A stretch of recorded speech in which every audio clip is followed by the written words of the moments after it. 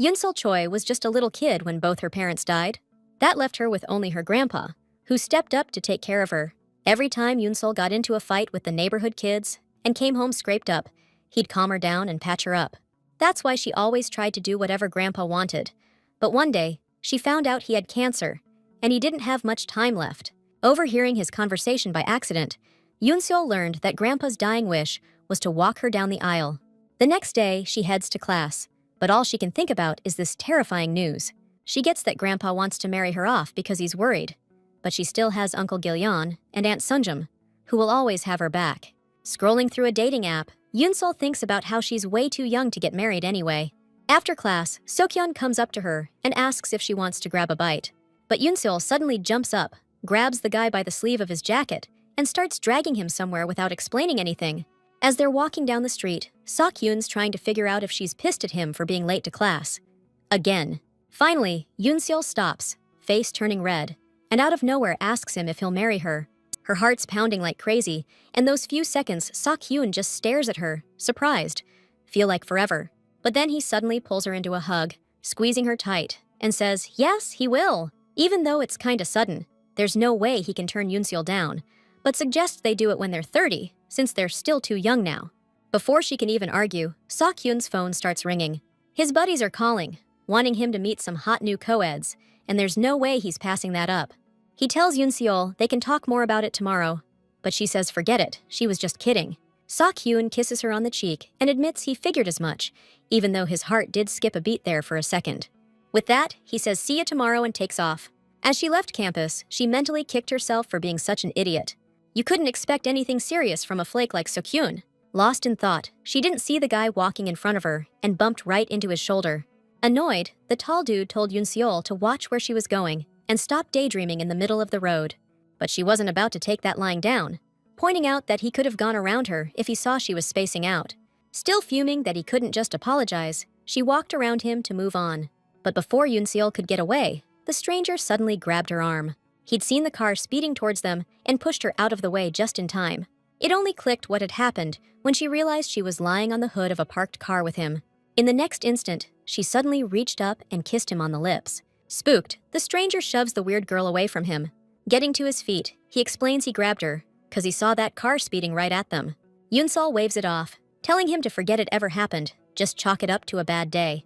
She's about to leave when the stranger yells after her that he's expecting a thank you and compensation for that surprise kiss. Turning back to the guy, the girl says he's obviously never kissed anyone if he thinks their lips even touched. Smirking, the stranger points out he doesn't exactly look like someone who's never kissed, which she can't say the same about. His cocky attitude and demanding a thank you starts getting on Yunsol's nerves, and she declares she's kissed like 108 times. Not wanting to continue this conversation, the girl turns and quickly walks away. The guy finds this girl's strange behavior amusing, even kind of interesting. The next day, Sujin invites her classmates out for a treat, all expenses paid. So-hyun's all about the plan, and with her arm around his shoulder, she's gushing about how much fun she has with him. Everyone shuts up when the professor walks into the lecture hall. He's got some other dude with him, and for some reason, Yunsol feels like she knows him. The professor tells everyone to welcome the new guest lecturer who'll be teaching the entrepreneurship course this semester. Jun Young Kang smiles and introduces himself to the class. Yunsol freezes, realizing the lecturer is the same guy she ran into in the parking lot yesterday. Totally flustered, she ducks down behind her desk, trying to hide behind her textbook. While the other girls are flipping out over the hot new professor, she's thinking, what's the point of being good-looking if you're a jerk? Out of nowhere, Yunsol suddenly remembers their kiss from yesterday.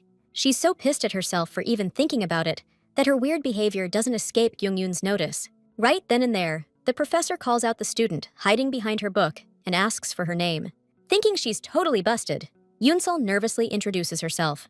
Jun-hyun Kang jokes he didn't know biting the textbook was a study method, and the whole class cracks up.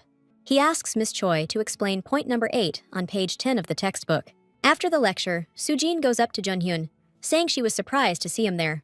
She suggests grabbing coffee together at a nearby cafe, but Kang turns her down, saying he's swamped. As he leaves the room, he adds that professors and students shouldn't be drinking coffee together. When they learn Sujin knows the new professor because their families are close, her classmates are green with envy. Meanwhile, Kyung-yoon asks Yunsol to grab lunch together, but she turns her down. She says she's not feeling well and wants to go home ASAP. then bolts before her friend can say anything. Catching up to Mr. Khan, she asks him to hold up for a second so they can talk. When he turns around, she apologizes for their first meeting going sideways and asks him not to bring it up in class. Junhyung smirks, cause he thought she hadn't even recognized him. He says he never mixes personal stuff with work, and today he just called out a student, so Choi shouldn't get a big head. That evening, while Yoonsol's studying, her grandpa calls. He tells her he's heading to Seoul this Saturday to meet the son of a really close friend, someone like a brother to him. He wants her to meet him and asks her to tag along on the trip. Yoonsol agrees, but after hanging up, she feels a wave of sadness wash over her. The next day, her grandpa happily gets out of the car to greet his old friend, Kan Tae-jin. The old man's pleased that the CEO of a huge company and his wife, Hyo-seok, came out to the gate themselves to meet him. He introduces them to Yoonsol and tells her that her parents were also friends with these wonderful people. Mr. Kang Tae-jin is the owner of the massive TJ Corporation. After exchanging greetings, the hosts kindly invite their guests inside. Tae-jin's worried his old friend had to travel so far, but the guy jokes that he's still in his prime. According to Mr. Kang, if it weren't for Yoonsol's grandfather, their corporation wouldn't be what it is today. Stepping inside, the heroine is blown away by the mansion's opulence. Approaching the girl, Mr. Tae-jin expresses his regret that they haven't seen each other since her parents died. Hearing him say that, Hyo-seok tells his husband not to upset her, but she insists that she's okay. The man adds that he hopes they'll see each other more often now and tells Yoonsol to reach out if she needs anything. Kang laughs, adding that she could even be the daughter he always wanted and get 2 brothers as a bonus right away. Right on cue, the youngest son of the Junseo family comes out to greet the guests. The last time Grandpa saw Tae-jin, he only had 1 son, and now, seeing this grown-up kid, he feels ancient. The door to the room swings open, and Yeosuk introduces everyone to their oldest son. Yoonsol turns around and freezes. It's Junyoung Kang standing right there again. For a moment, they just stand there, staring at each other in shock. A little later, our girl heads out to the courtyard to get some fresh air. Junyoung follows her out, equally surprised to run into her again, and he's starting to think it's fate. Remarking on how small the world is, Yoonsol suggests they start over and thanks him for saving her life. Junyoung sarcastically replies that if she remembers that, she must remember their kiss too, but she tells him to skip the details. The guy tells Yoonsol to call him by his name, since they're not in a classroom anymore. Thing is, she's having a hard time dropping the formalities, seeing as he's 5 years older and way more experienced.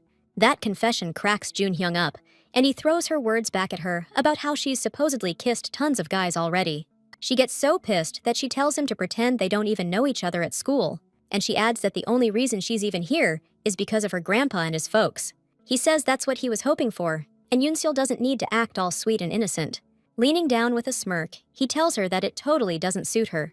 Junhyung heads back inside, leaving the girl fuming in the garden, all red from embarrassment and anger. A couple days later, during class, Gyungyun whispers to her friend that she thinks the professor's got a thing for Yoonseol. Like today, when she and Seokhyun were late, Mr. Kang only chewed her out and didn't say a word to the guy. She tells her friend not to make stuff up, because the only thing the professor could feel for her is annoyance. Sujin butts into their chat, saying Gyungyun's thinking is dumb. Junyoung's into smart, stylish girls after all. She's like, "No offense, Yoonseol, you're not ugly, but you're just not his type, you know?" The girl's not sweating it. She's looking for a husband, sure, but he's definitely not on the list. Announcing she's gonna hit on Junyoung first thing tomorrow, Sujin gets up and walks out of the room. Gyeonguns can't believe her friend's actually trying to find a husband this young. She hopes she's joking. Then Yoonsol admits she's dead serious. She's already on the app and even proposed to Seokhyun. Her friend's floored, trying to explain you can't be so casual about this. She needs someone mature and established. She suggests a blind date and promises to ask her aunt, who owns an agency, for help. Saturday rolls around and Yoonseol heads to the hotel where Gyeongyun's aunt set up the meeting. Sitting in the lobby, she texts her friend, asking what she's even supposed to do. Just then, the girl hears someone calling her name from behind. Turning around, Yoonsol realizes finding the perfect guy is going to be tougher than she thought. The dude in the bright yellow plaid suit and blue polka dot bow tie apologizes for being late. As ridiculous as he was also super full of himself, and she knew he definitely wasn't the one. The next week, Yoonsol met another guy who told her she couldn't eat cake so she wouldn't get fat. She spent the rest of the evening listening to a lecture about how bad sugar is for you. The next guy claimed he could see spirits behind Yoonsol, supposedly there to protect her. The following Saturday, she meets another dude who brings up marriage right away. He apologizes for maybe freaking her out with the talk, But Yunsol says she's been thinking about getting married too. Right then, she accidentally knocks over her coffee, and the guy jumps up instantly to flag down a waiter. He offers the girl a handkerchief to wipe her hand, and in that moment, Yunsol feels like she's finally found the one she's been looking for. Meanwhile, across the lobby, Junyoung's on the phone with his mother. The guy's pissed at Hyosik for trying to set him up without even talking to him about it first. She fires back, saying her friend's daughter specifically asked to meet him after hearing about his business success. As soon as Junyoung hangs up, a girl walks up to his table. He looks at her, and his mother's words echo in his head. He should at least try to get to know this girl, since her family's got serious clout in politics and business. The girl's face seems familiar to Junyoung, and he asks if they've met before. She says they ran into each other at her father's birthday party a few years back.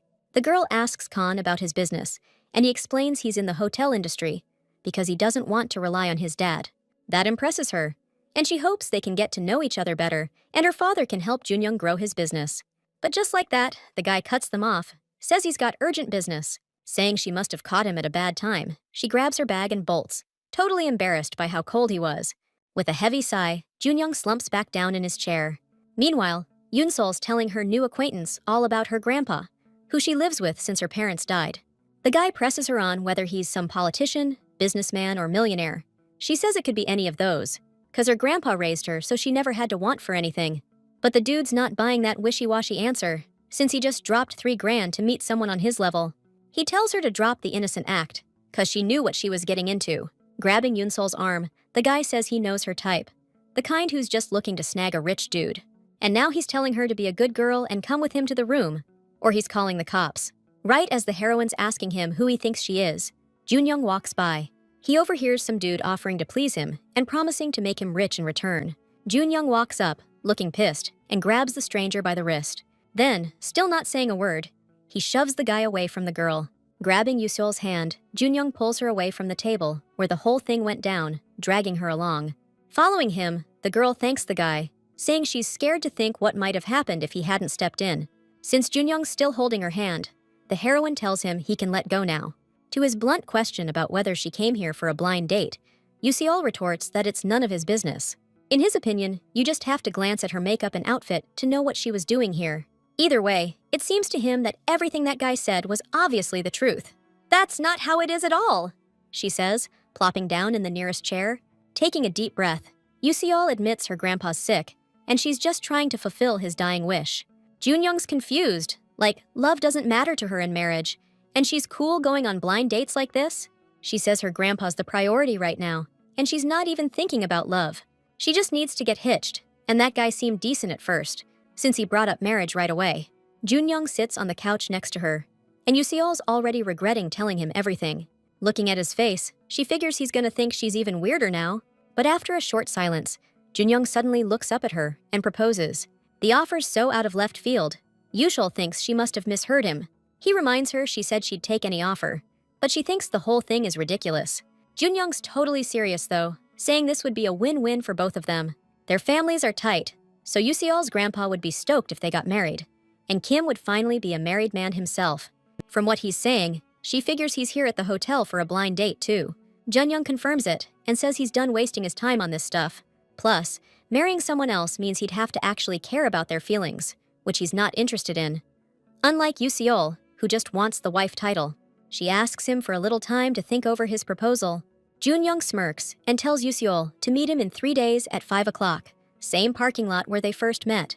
If she doesn't show up on time, he'll take it as a no. 3 days later, at 4:50, Junyoung's already at the spot, checking his watch.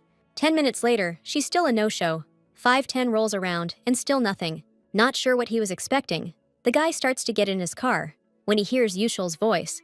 Out of breath, she explains that they were held back a little longer in lectures today. And since Junyoung actually waited for her, I guess she might still go for his proposal. But the girl's got one condition. She wants to keep this marriage a secret until she graduates college. Kang's a pretty popular lecturer, so rumors about them getting hitched could be a total disaster for her.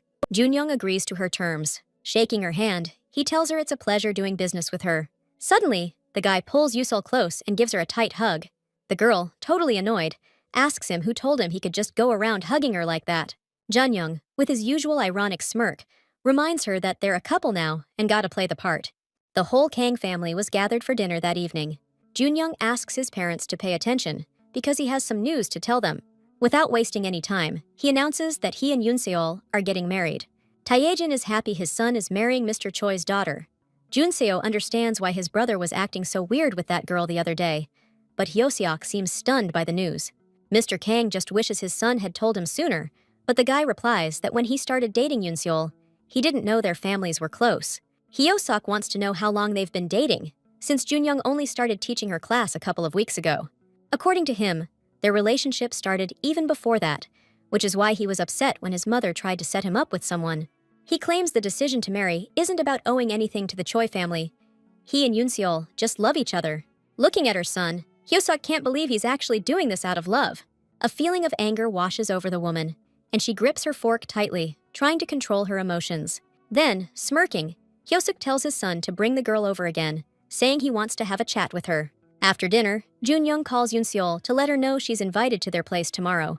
He tells her not to freak out and just stick to the plan. After agreeing to meet at the same spot tomorrow, Junyoung says goodbye and hangs up. Staring at her dark phone screen, she has no idea how she's supposed to calm down now. And just like that, the next evening, Yoon-seol's back at the Kang family's house. As he's cutting the cake, Hyoseok gets annoyed, wondering how Junyoung could send her here alone. The woman tells Yoon-seol to stand up to her son if he ever tries to mess with her. Smiling, she replies that she came early, cause Junyoung had some urgent business to take care of. Giving her a good look, Hyoseok says that his son already told them the news about the wedding. She's wondering if Yoon-seol's sure about getting married so young, especially since she hasn't even finished college yet. The main girl explains that she's keeping the marriage a secret until graduation, so it won't mess with her studies. Whipping around to face her, Hyoseok demands to know where she and Junyoung met, and why they kept their relationship a secret. She stares intently at her stomach, and Yoon-seol quickly assures the woman she's not pregnant. Hyoseok sighs in relief. She insists she didn't invite her over, because she dislikes her. She just wanted to ask a few questions. Looking Yoon-seol dead in the eye, the woman asks if she truly loves Junyoung, trying her best to sound convincing. The main character replies that she loves him with all her heart. But Hyoseok keeps pushing, this time asking if Junyoung feels the same way about her. Just then, the guy himself walks into the room and tells his mom that's a question she should be asking him. He walks up to Yoon-seol and puts his arm around her shoulders. Then, Junyoung pulls her in real tight, asking what else he needs to do to prove how much they love each other. He gently asks Yoon-seol if his mom's questions made her uncomfortable. She says Hyoseok's just worried about his son, and she gets it. Later, on the way home, she's annoyed about Junyoung's hugging, saying her answers about love were enough. But he says when his mom asked about his feelings, Yoon-seol looked totally lost. It's not just about what you say, it's about your body language showing the love. She thanks Junyoung for giving her a ride home. Yoon-seol's about to get out of the car when he grabs her hand. Smiling, he says they need to practice, and kisses her hand. The girl's face flushed crimson, totally caught off guard and embarrassed. Junyoung says they gotta nail the whole love-sick couple thing, so they need to practice every chance they get. Yoon-seol shoves him off, positive she's playing her part great, but he points out how she's blushing just from him touching her. He wants to see how she'll react if he takes it a step further, and now their eyes, their lips, are practically touching. Her heart is pounding in her chest, she can feel it, and she freezes for a second, but snapping out of it quick, she pushes Junyoung away, yelling that she's fine. Cursing herself for not seeing this coming, Yoon-seol scrambles out of the car and takes off running towards the house. Glancing back for a split second, the girl wonders if she should just bail before it's too late. Just then, her grandpa calls. Having heard the good news that Yoon-seol's getting hitched to Junyoung, her aunt and uncle are also congratulating her, super happy that grandpa won't be stressing about her living alone in Seoul anymore. Auntie wants us to have the wedding at their place, and Yoon-seol says she'll talk it over with the groom later. Now that she's sure there's no turning back, our girl heads back to the car. Opening the door, she firmly agrees to start practicing. Junyoung pulls into a parking spot, and as the car stops, their faces start leaning in. But Yoon-seol suddenly gets all flustered again, wondering if they really need to kiss. Junyoung gently touches her cheek, pulls her close, and kisses her. He tells her to think of it as practice for their wedding kiss, which is coming up real soon.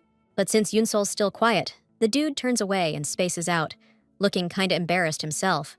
The girl asks Junyoung if she can tell one of her friends about their marriage, so someone can be there for her at the wedding. The guy's cool with it, since keeping it a secret was her idea in the first place.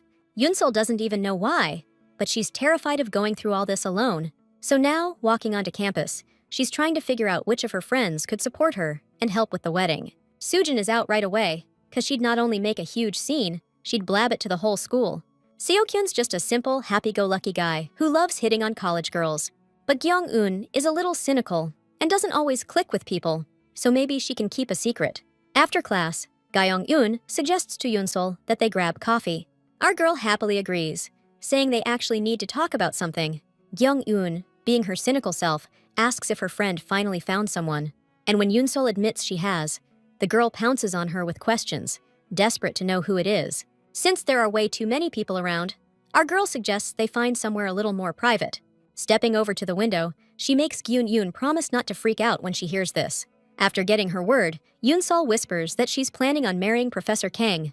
Totally losing it, her friend shouts that she knew there was something going on between them. The main character tells her to keep it down and explains it's all for her grandpa, and Mr. Kang was the one who suggested it. Outside, Yoonsol asks a stunned Gyeong-eun to keep it a secret, since she's the only one who knows. Shaking it off a little, her friend hugs her and congratulates her on finally finding a solution to her problem. But she's wondering why Kang would propose something like this to Yoonsol, and the girl explains that he just needs the married thing for appearances. Gyeong-eun suddenly realizes that the professor was the one who rescued her friend from that awful blind date. Her imagination's taking over, and she pictures Mr. Kang as a prince riding a white horse. Just then, Seokyun rushes up to them so suddenly that the girls actually scream. He's all like, "Let's grab a bite, ladies," and drags his friends along without even waiting for an answer. Meanwhile, Junyoung's sipping coffee at a cafe near campus, digging the cherry blossoms falling outside. Suddenly, he spots Yoonseol walking by with her crew. Dude's totally mesmerized by her smile, her hair blowing in the wind with those petals dancing around. Out of nowhere, Sujin walks up and asks if she can hang out. Then, Seokyun and Gyeong-eun stroll in, Gyeong-eun wanting a coffee fix before they head to lunch. The guy instantly sees Sujin and waves her over, all hyped. He says hey to the professor, hoping he remembers him, and Mr. Kang's like, hard to forget the student who never shuts up in class. While Seokyun's gushing about their super successful businessman professor, Yoonseol's picking out her coffee nearby. Then, out of the blue, the guy invites Sujin and Mr. Kang to join them for lunch. Junyoung glances at the girl, who's practically screaming at him with her eyes to turn it down. But the dude just turns to Seokyun and happily accepts the invite. Cut to Yoonsol sitting with the whole crew at a restaurant, totally freaking out. Seokyun, like always, drops her favorite soft-boiled egg onto her plate. Junyoung just silently watches him taking care of his friend, while Sujin is glued to Junyoung. Seokyun just keeps rambling on about how back where Yoonsol's from, they always eat ganjang with an egg. He even tells the professor to try it, saying he'll love it. While they're chatting, Gyeong-eun is straight up staring at Mr. Kang. Then, in her usual style, she starts teasing Sujin for not eating with them. Ignoring all that, Junyoung asks Yoonsol when she moved to Seoul from Jeju. Seokyun, never one to shut up, jumps in for her, explaining she moved here for school, but lived with her grandpa back in Gyeoje. Yoonsol notices he's using his chopsticks to eat her ganjang and shoves the plate at him, refusing to eat after him. Looking at them dreamily, Sujin pipes up that they look great together and asks if they're dating. Yoonsol and Seokyun immediately shoot that down, saying they're just really close friends. Junyoung's watching all this with such a stone-cold expression, it's making her seriously uncomfortable. Gyeong-eun's feeling out of place too, knowing what's really going on. After lunch, Seokyun's gotta rush off to club stuff, and Sujin's driver shows up, so they both bail. Gyeong-eun figures she should head out too, and Yoonsol starts to leave with her. But Junyoung subtly tugs on her bag, letting her know she needs to stay. Getting his signal, she says goodbye to her friend. Right after Gyeong-eun takes off, Yoonsol asks Junyoung what he wants from her, cause she was about to head home too. The dude smirks and asks if she really was going home, or if she was chasing after her boyfriend. She insists Seokyun ain't her boyfriend, and she doesn't even get why Junyoung took him up on that lunch offer. But he's like, no biggie, cause even though they agreed to keep their thing on the down low, it doesn't mean they can't get to know each other. He says he was just acting normal with his students. Turning away, Junyoung tells Yoonsol to follow him to the car. She's blown away by how chill and natural this guy's acting, knowing their marriage is a total sham. Turning back to her, Kang holds out his hand and reminds her they gotta practice whenever they get the chance, telling herself there's nothing actually to this relationship. Yoonsol obediently puts her hand in his. If Junyoung can keep his emotions out of it, then she can too. He opens the door for her and notices she's still awkward holding hands. He can't resist ribbing her again about saying she's kissed tons of guys. But Yoonseol ignores his teasing. She's busy thinking she should listen to him. It'd be better if they actually looked like a real couple, so she agrees and apologizes. She grabs Junyoung's hand and asks how he thinks looks more romantic. He gently squeezes Yoonsol's hand, and she realizes there's nothing to be embarrassed about. She reminds herself she's doing this for her beloved grandpa. Later, at home, she's texting Young-eun, who's worried her decision will cause trouble. She asks Yoon-seol if she's thought about what happens next. Are they gonna fake marry each other till they die? Kyung-yoon thinks Mr. Kang's a businessman. He's probably got it all figured out, unlike Choi. It's hitting her now. She really didn't think through where this marriage would lead. What if Kyung-eun's right and Junyoung's actually calling all the shots, and she's just blindly following? The very next day, Yoon-seol meets Kang in the parking lot. She hands him a contract, saying that as a businessman, he's gotta understand this is necessary for any deal. According to the agreement, they gotta keep the marriage secret until graduation, and around campus, act like professor and student. Plus, they each get to have their own lives. They don't always have to fake being in love around family, but they gotta put on a show when they are. Once Yoon-seol's grandpa kicks the bucket, the contract's done. She suggests going over all the points, but she's sure they're written to benefit both of them.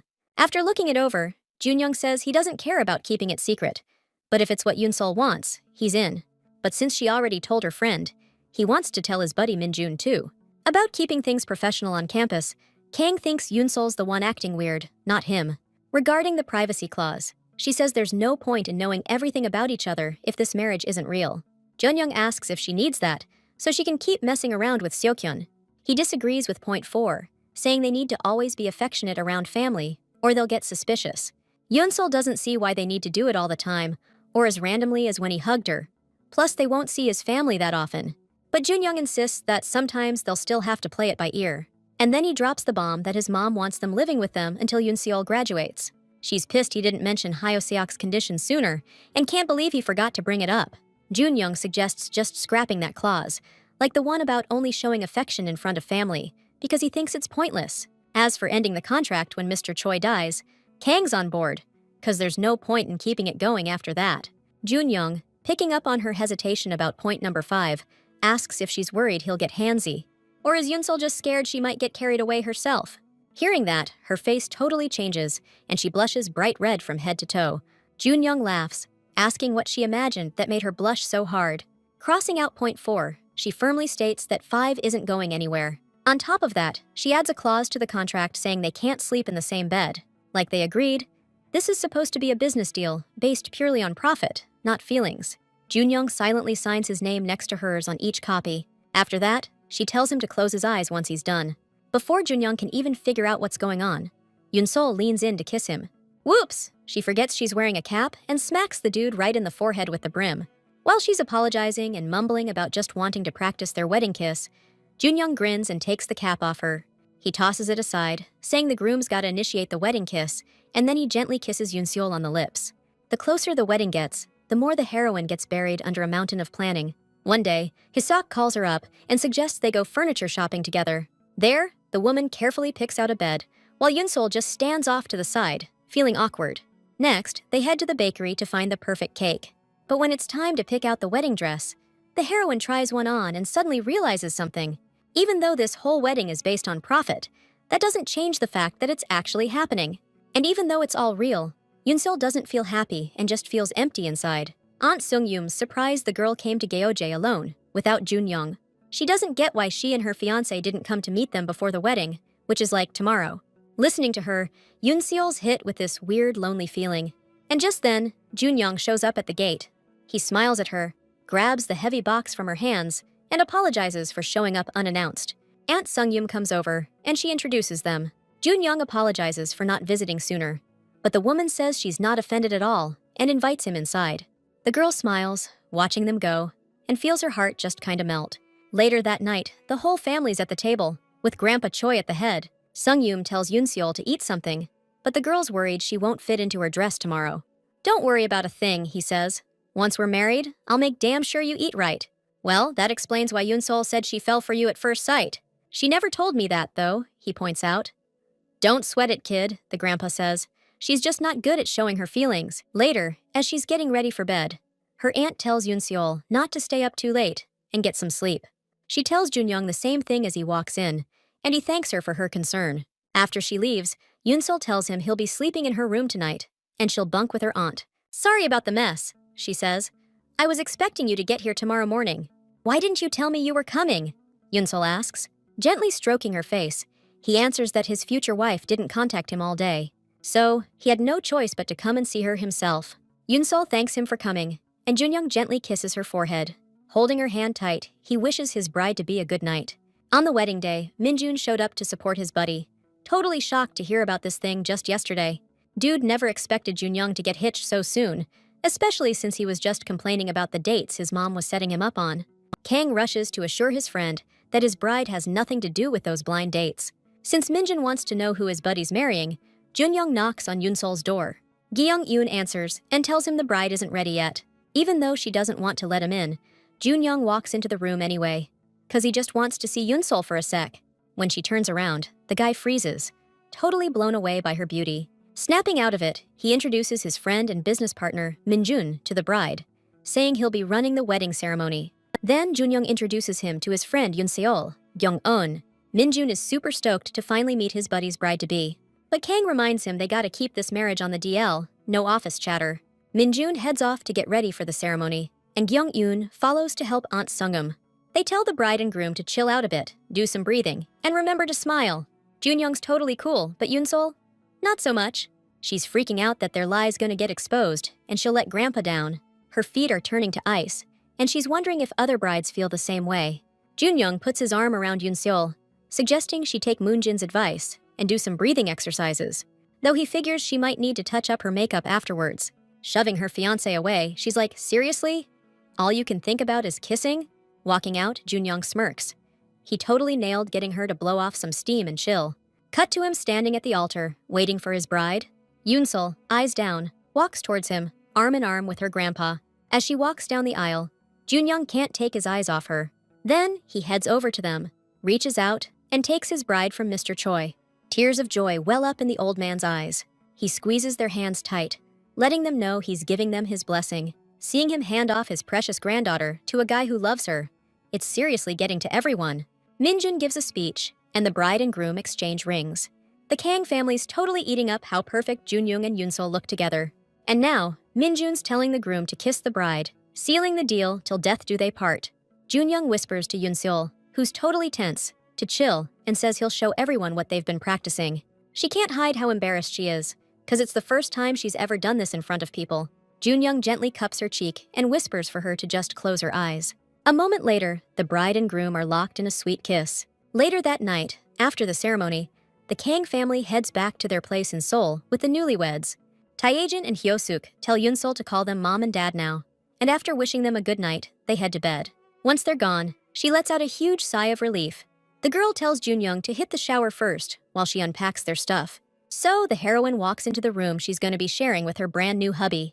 The bed's pretty huge, they could definitely both crash on it no problem. Yunsol didn't have to unpack anything, cause all her clothes are already hanging nice and neat in the shared closet. All their personal stuff is lined up on the shelves too, making this whole marriage thing feel super real. Especially with Junyoung right there, stepping out of the bathroom and telling his wife she's next. He asks Yunsol if she's unpacked, and she tells him his mom already took care of it for her. She notices Junyoung's wearing the pajamas Aunt Sungum gave him, and goes to grab hers, the same ones. But she opens the box, then slams it shut quick, realizing she mixed it up with the gift from Kyung-yoon. Junyoung wants to see what's inside, but Yunsol's doing everything she can to keep him from it. He tries to grab the box, and she loses her grip. It hits the floor, and some seriously hot lingerie spills out. She's like, "Don't look!" Shoving everything back in her bag, saying she never asked her friend for that gift. But Junyoung's cracking up at her reaction, wondering what Yunseol's hiding, which just makes her even more flustered. She says it's the first time she's ever shared a room with a guy, so she's just trying to be careful. But Junyoung reminds her they're married now and can do whatever they want. Then he steps closer, pulling her into a tight embrace. Junyoung kisses Yunseol softly, and she can feel herself blushing like crazy. For a second, she just goes with it, hugging him back. But then he starts laughing, saying they shouldn't be doing this with his parents downstairs. Annoyed, Yunseol reminds Junyoung the contract says they won't sleep in the same bed, but he just ignores her and tells her to wait till the honeymoon.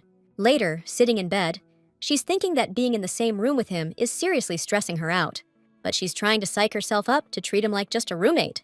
Over and over, she reminds herself of his promise and convinces herself nothing's gonna happen. Junyoung suggests Yunsol turn off the light, and when she doesn't answer, he looks up and sees she's out cold. He goes over to her, gently lays her head on the pillow, and pulls the blanket over her. Then, he softly strokes her face, just admiring her while she's sleeping.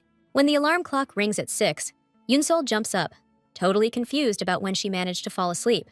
She notices Junyoung isn't on the couch, and then, freaking out a little, looks to the right. But he's not in the bed either. When she goes downstairs to the dining room, the maid tells her to wait in the living room, 'cause Madame Hyosiak usually gets up around 6:30. Soon, the homeowners come down to the dining room and are surprised Yunsol woke up so early. She politely greets her new family. When asked if she slept well in the new place, the girl thanks her parents for the comfy bed. Before Hyosuk can ask why Junyoung isn't with Yunsol, the guy walks in, all sweaty from his run. His mom scolds him for going to practice, leaving his wife alone on such an important day, her first morning in their home. The woman shoves him towards the bathroom and tells him to hurry up, shower, and get back here. Hugging Yunseol, Hyosuk praises her for the proper greeting Aunt Sungam taught her and admires her upbringing. His mother explains that every morning the maids prep the breakfast ingredients, and then she does the cooking herself. Even though Hyosuk wants Yunsol to focus on studying and not worry about chores, she insists she'll help out whenever she can. After a quick breakfast, Junyoung gets ready to head to work. Then he kisses Yunseol, and the whole family watches their goodbye, totally charmed. Hugging her husband, she follows him to see him off. Once they're outside, Junyoung's all impressed with her killer performance and how she took charge. But, classic him, he can't resist a jab, saying maybe she just digs her new wife status. Yunseol cuts him off, 'cause she really came out to ask if he crashed on the couch last night. Junyoung immediately starts whining about how his whole body's killing him, 'cause his wife won't let him in the bed. Face flushed, she glares at him and reminds him, yet again, about their deal. Later, she remembers Junyoung calling her evil and how he must be a real jerk if his own wife won't sleep next to him. The girl's trying to figure out if he said that to guilt trip her or what. She never imagined being his wife would be this tough. He's so unpredictable and does whatever he wants, and it's only day one. Staring at her wedding ring, Yunseol silently pleads with Junyoung to make this marriage bearable for both of them. And just now it hits her. She's gotta wear this ring now, but keep it on the down low. So she ducks into the nearest store and grabs a bunch of different rings, one for every finger. Meanwhile, back at university, Seokhyun's grilling Kyung-eun again, asking where Yunsol is, and she just tells him to chill out. Right then, our girl bursts into the lecture hall, totally out of breath. But she made it just in time. Seokhyun jumps up to meet his friend and waves at her like a maniac. He saved Yunsol a seat between him and Kyung-eun, who's just relieved she doesn't have to keep answering his questions. Seokhyun wants to know if she's okay, 'cause she not only looks weird, but she's never late, ever. She tries to convince her buddy that she's totally fine, and she's only late 'cause she moved. When he asks where to, Yunsol vaguely says it's far enough away, like 40 minutes from the university. Seokhyun doesn't get why she'd do that, since her old place was right next to campus. Kyung-eun jumps in to rescue her, explaining that Yunsol's grandpa was worried about her living alone, so he moved her in with relatives. No sooner does she breathe a sigh of relief that the interrogation's over, when Seokhyun asks her when she started wearing so many rings. She freezes, terrified of getting busted on day one. But Seokhyun answers his own question, just amazed that Yunsol suddenly decided to jump on the trend bandwagon. Just as she's about to get all defensive, saying she has the right to follow fashion, Junyoung walks into the room. The dude gives Seokhyun a cold stare for holding his wife's hand. Junyoung gets home way past midnight. As he shuts the door behind him, he suddenly hears Yunseol's voice, asking if he always gets in this late. Junyoung thought she was already asleep, but she's not going to bed yet, 'cause she needs to finish an assignment. Taking off his jacket, he asks with a smile if she's working here on purpose, instead of in her comfy office, just to greet him when he gets back. But she tells him not to get so full of himself. Even though she keeps denying it, Junyoung says again she doesn't have to wait up for him and can go to bed early. Just as she chases after him, insisting she wasn't waiting because of him, her phone rings. Seeing it's Seokhyun, Yunsol gets annoyed, wondering why he's calling her so late. She hangs up, saying the number was blocked, so it must be scammers. But the phone keeps ringing persistently, so Junyoung suggests she answer it, in case it's important. Answering Seokhyun's surprise about her hanging up, she snaps at him to check the time. When she asks what's so important he needs to say, he starts rambling about a club he just joined. Yunsol's so pissed off by the pointless chatter that she decides to end it, saying she can't talk right now. When he asks if she's sharing a room with someone now, she says, "You could say that," and tells him not to call so late. Hanging up, she tells Junyoung that, just as she thought, it wasn't important, and she's going to bed. When he asked if they were roommates now, Yunsol said yes, and wished him good night. Junyoung didn't say anything, just watched her go with a thoughtful look. The next morning, he went for his usual run in the park. Yoon-sol woke up at 6 a.m., and Junyoung still wasn't in the room. It started to bother her that he was sleeping on the couch, especially since he got up so early and came back so late, looking totally wiped out. It had been a few days since Junyoung told Yoon-sol not to wait up for him. Tonight, returning way past midnight again, he went into their room and saw she was already asleep. Her phone was next to her, and Junyoung wondered if she'd been talking to Seokyeon before bed. Pissed off, the guy ripped off his tie and headed for the shower. Back in the room, Junyoung couldn't help himself and quietly tried to pry the phone out of sleeping Yoon-sol's hand. Okay, so the heroine wakes up and just stares, totally shocked at this dude hovering over her. He's scrambling to explain, saying it's not what it looks like, he was just putting her phone on the nightstand. Out of nowhere, Yoon-sol suggests Junyoung sleeps in the bed, saying it feels wrong to make him suffer on the couch. She says she wrote that rule thinking they'd have separate beds anyway. But now she's thinking it's kinda messed up that only she's getting to sleep in the good bed. Junyoung's like, "You sure about this?" He swears he doesn't want to freak her out and promises he won't try anything. Yoon-sol, turning away, says she's not freaked out, just uncomfortable with the position they're in right now. Junyoung smirks and scoots over to the other side of the bed. Smiling, she warns him she kicks in her sleep, then rolls over on her side. Turning away, she's shocked at herself for letting this guy even share her bed. She tries to calm down, telling herself it's just like a sleepover or something. But just when Yoon-sol's finally chilling out a little, Junyoung grabs her waist and yanks her close. She demands to know what the hell he thinks he's doing, but he just calmly says it's so she won't kick him. Besides, now that he's got her pinned, Junyoung can be sure she won't ditch him and go sleep on the couch after he's out. Just a couple minutes pass, and she's out cold, lulled to sleep by the warmth of his strong arms. In the morning, Junyoung goes for a run, his head buzzing with memories of last night. Catching himself smiling like an idiot, he stops, clears his throat, and starts running again. Back at the apartment, he asks Yoon-sol right away what time she's heading to school and offers her a ride. But when Junyoung walks into the room, he finds it empty. Hyo-suk, seeing his son searching the house for a wife, tells him Yoon-seol went to university early today to study. The woman's surprised she didn't tell Junyoung, but he just stays quiet, lost in thought. Meeting up with her friends and grabbing an iced coffee to go, Yoon-sol takes a happy sip. When Seokyeon asks if she slept badly, she says it's him who keeps calling her at night. The truth is, she's way more focused on last night, since she and Junyoung slept in the same bed for the first time. Yoon-sol doesn't even get how she managed to fall asleep so fast. Was she just that comfortable with him that she relaxed so quickly? But she didn't know how to act with Junyoung in the morning, so she woke up early and bolted to university while he was out jogging. Seokyeon starts grilling Yoon-seol about her roommate, asking who she is and if she's hot. He wants to meet her and asks how old she is, but she snaps back, annoyed, that she's older than they are. When this dude keeps pushing, saying he's into older women, Gyunun jumps in and says she knows Yoon-sol's neighbor. The main girl realizes her friend's talking about Junyoung when she describes her neighbor as a tall brunette. But after hearing all that, Seokyeon's even more hyped to meet this mystery neighbor. Just then, Professor Kang cuts them off, greeting his students with a smile. Yoon-sol freezes up when she sees him. Gyun-un whispers, "It's like speaking of the devil," and clueless Seokyeon just happily says hi. Junyoung gives her this intense look right in the eyes, and it totally creeps her out. While the professor and student are chatting, Gyun-un jokingly whispers to her friend that Seokyeon finally got lucky meeting her neighbor. That's when the guy suddenly notices a wedding ring on the professor's finger and is super surprised he's married. Hearing that, Yoon-sol whips around in a panic and sees that Junyoung looks completely lost. Gyun-un saves the day again, jumping into the convo and saying those rings are given to soldiers during military service. Seokyeon's pointing out that rockin' rings is totally in, and showing off Yoon-sol's hand, he's like, even she's on board with the trends. Turning to the girl, he's all, "Hey, did I tell you last night, when we were on the phone, that some of the guys at my club are wearing rings too?" Junyoung just chills, listening to this dude tease Kyung-un about him chatting with Yoon-sol at night instead of her. She's kinda surprised, but notices he actually seems bummed about it. Later that night at home, she asks Junyoung, "Why are you wearing that ring? We almost got busted." But dude just throws it back at her. "Well, you're still wearing yours," she explains. "I wear a bunch so it doesn't look sus." Junyoung's all smug. "Or is it 'cause you're worried Seokyeon's gonna spot your wedding ring?" But when Yoon-sol says Seokyeon doesn't give a damn, he starts to argue, then just shuts his mouth. Out of nowhere, Junyoung grabs her hand and begs her, "Never take off the wedding ring, okay?"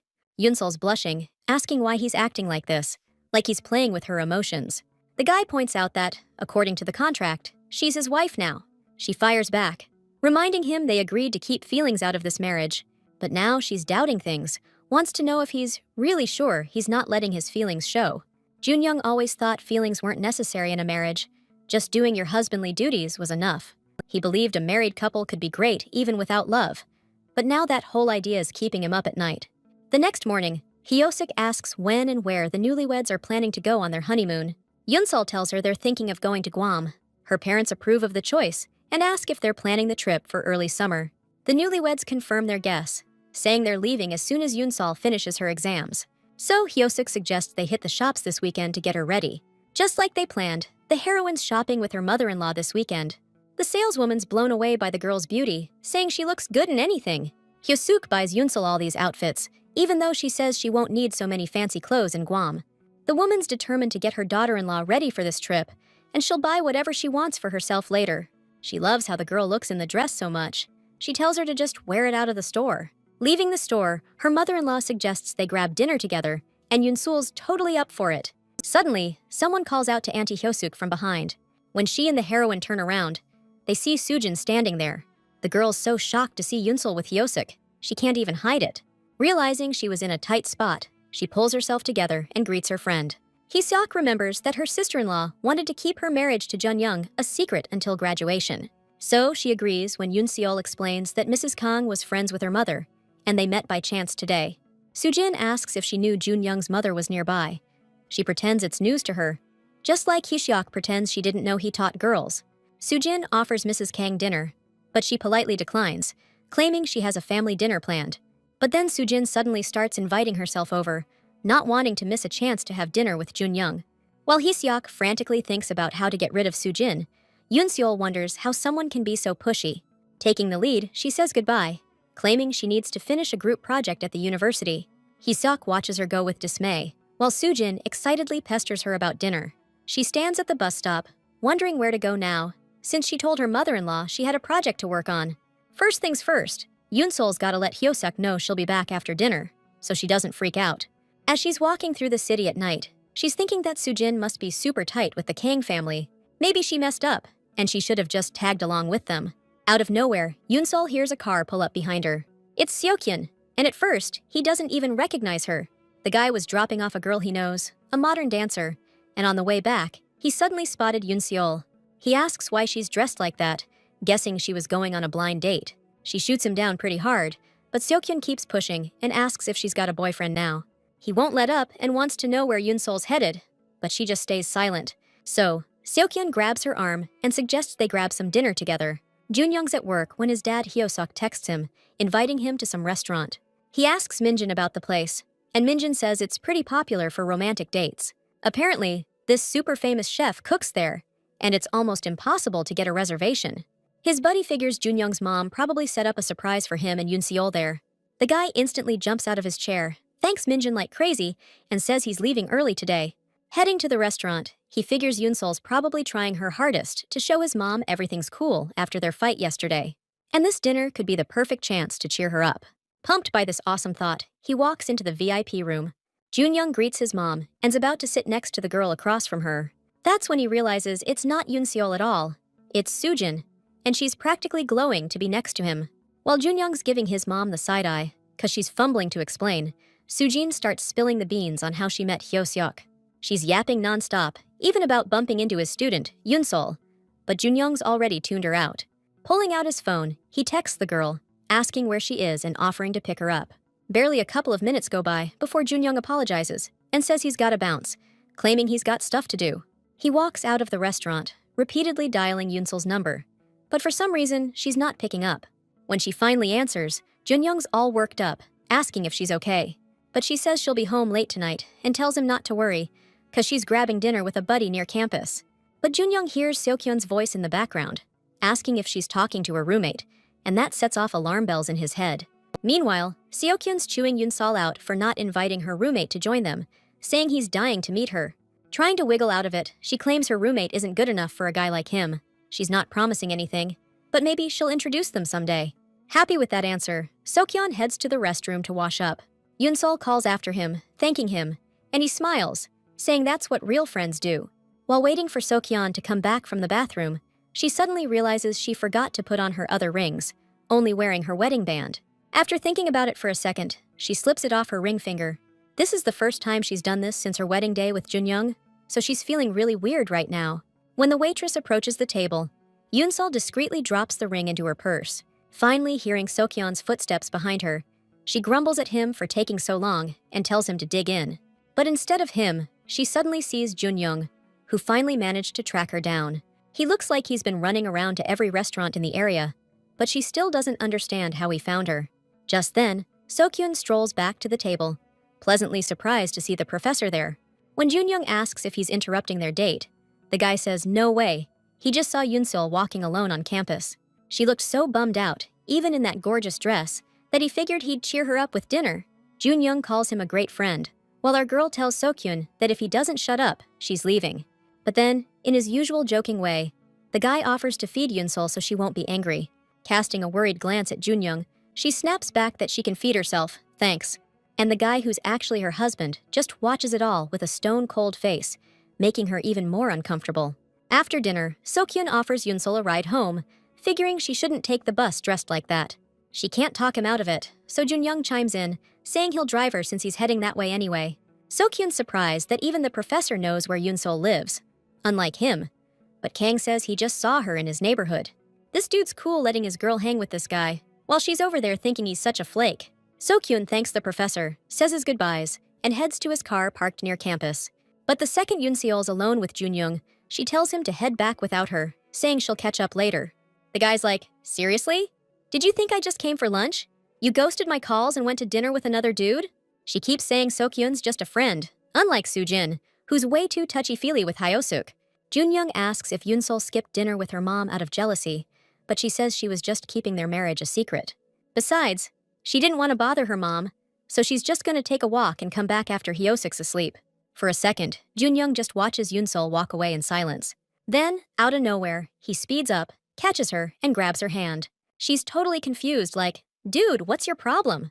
But what the heroine really doesn't get is why she's suddenly feeling so damn happy. Yoonsol's dying to know what's actually going on inside his head when he holds her hand like this.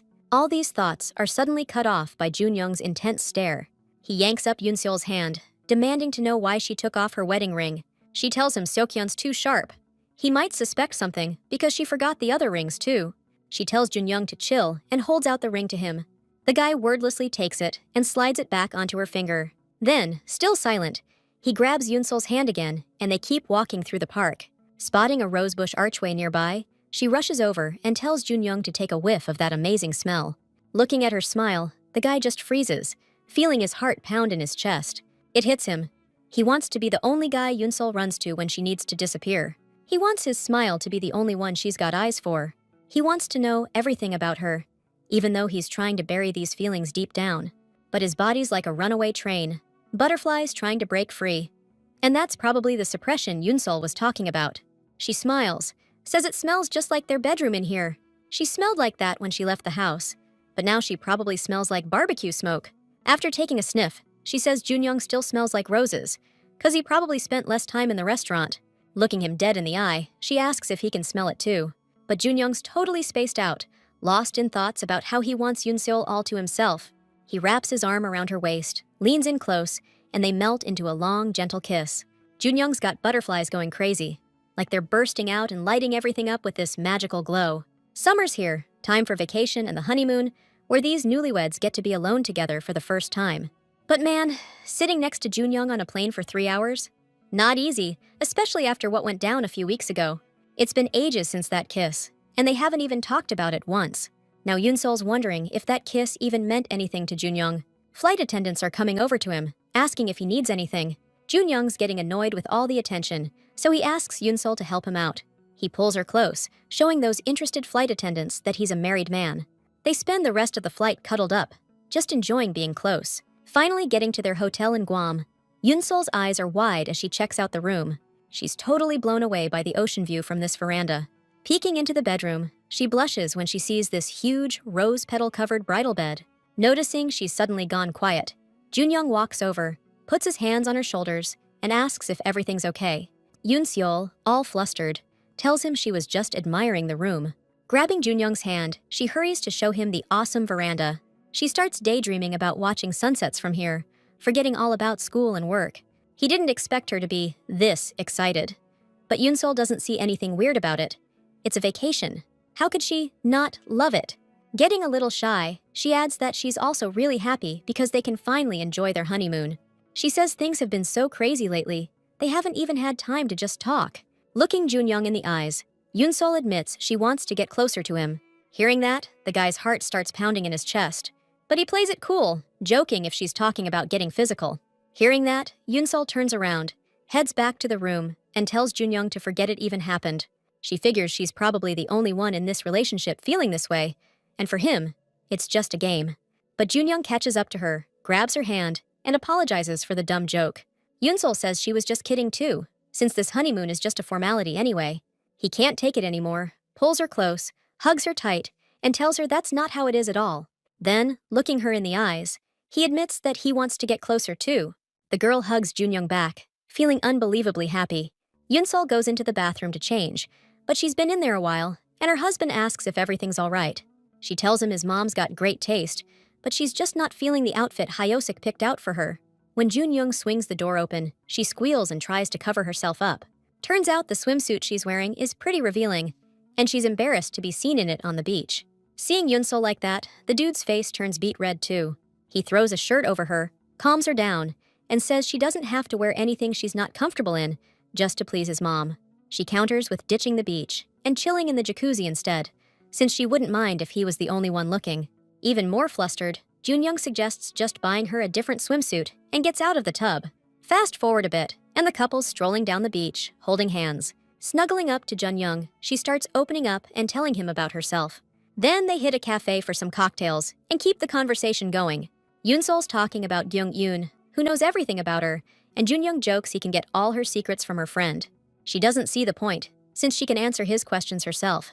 He's stoked to hear that, because he wants to know everything about her. Junyoung's about to kiss Yoon-sol, but then she suddenly hears someone nearby speaking Korean. She looks around, freaked out that someone might recognize them. Junyoung doesn't get the panic. They're thousands of miles from home. Yoon-sol, clearly anxious, says she needs to hit the restroom for a sec and promises to be right back. After she leaves, the guy lets out a heavy sigh. Washing her face, she wonders if she upset Junyoung by cutting him off so abruptly. Even though they've kissed a few times, things feel totally different since that kiss in the park. Her heart racing, she remembers telling her friend about her feelings the next day. Gyun-yoon thinks all that practice kissing BS is just an excuse. They're doing it because they're into each other. She was adamant that last kiss was pure instinct, nothing else driving it. And when our girl asked if Gyun-yoon thought Jun-hyung felt the same way, her friend just smiled. She was stoked to hear her precious Yoon-seol had finally fallen for someone. Getting her head on straight and owning her feelings, she happily heads back to the table where she left Jun-hyung. But her good mood vanishes fast, cause Sujin's there, clinging to her husband's arm. Spotting Yoon-seol, she asks if she's chilling here with Gyun-eun. Taken aback at first, our girl quickly pulls herself together and greets her classmate like nothing's up. Sujin whines that she's only here for a photo shoot as a model, even though she'd much rather just relax. Holding Yoon-seol's glass, Sujin goes on and on about how happy she is to run into Jun-hyung, who even ordered her favorite drink. On top of everything else, in order to get some alone time with the guy, she suggests the main character go look for Gyung-yoon. Right then, the shoot manager comes up to Sujin and asks her to change her clothes and redo her makeup. But she doesn't let up and drags Junyoung along so he can watch her pose and meet the crew. The guy tries to pull away, saying he already has plans with someone. Sujin guesses it's probably not Miss Choi. And the main character, confirming it, tells them to have fun. Junyoung heads off with the girl, giving Yoon-seol a sad look as he goes.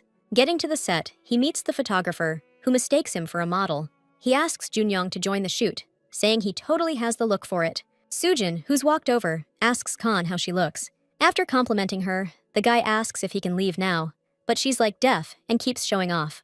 Junyoung, totally done with this, apologizes, says he's got a real thing to get to, and wishes Sujin good luck before leaving. But she's persistent, grabs his arm, and's all confused why he doesn't want to watch the shoot. Seeing them together, the photographer's like, "You two look great. I'll hook you up with a shoot if you ever tie the knot." Junyoung's had enough, flatly says he's not interested, and finally shakes off Sujin's grip. He heads back to where he left Yoon-seol, but she's nowhere to be seen. She's not in her room either, so he figures he'll just give her a call. But when he dials her number, he hears her phone ringing from inside the bathroom. Realizing Yoonsol forgot her phone, Junyoung feels his heart just sink. Last time, she bumped into Soojin by accident, freaked, and ended up at dinner with Seokyeon. But this time's different. No Seokyeon, and he can't even reach Yoonseol. He's got zero clue where to even start looking. But then, the door swings open, and she walks right into the room. Junyoung, totally freaked, rushes over to her, but she calms him down, showing him the bag with the new swimsuit she went shopping for. When he asks why she didn't let him know, Yoonsol says she couldn't, 'cause he was with Soojin. But she gets it. Junyoung grabs her by the shoulders and pulls her in close, holding her tight. He admits he was worried sick and asks if this is one of those feelings she was talking about. Yoonsol can barely breathe, her heart's pounding like crazy. She remembers what Gyeong-eun said about her just needing to admit that she and Junyoung are head over heels for each other. Without a word, she raises her arms and hugs him back just as tightly. There's a knock at the door, followed by Soojin's voice, asking if Kang's in there. Yoonsol doesn't get why she's here, but Junyoung swears he didn't invite her and suggests they just ignore the uninvited guest and keep standing like this.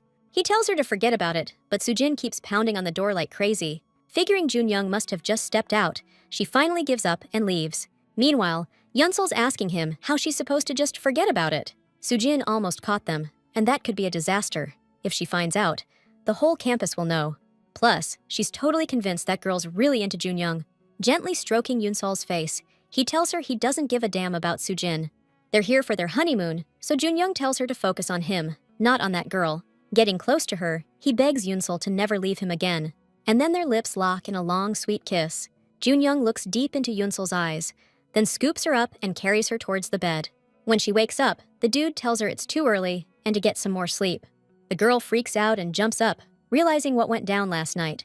Junyoung cheekily offers to jog her memory if she's already forgotten. He pulls Yoonsol in tight, wishing they could just stay like this forever. Being so close, she can hear his heart beating, and it makes her feel safe and warm. It's like their hearts are starting to beat as one, and they're becoming a single thing. The honeymoon's winding down, and Junyoung and Yoonseol are heading back to Seoul. Before they leave, she steps out onto the porch to call her grandpa. Junyoung wraps his arms around his wife from behind and suggests they talk to grandpa together, so he doesn't worry.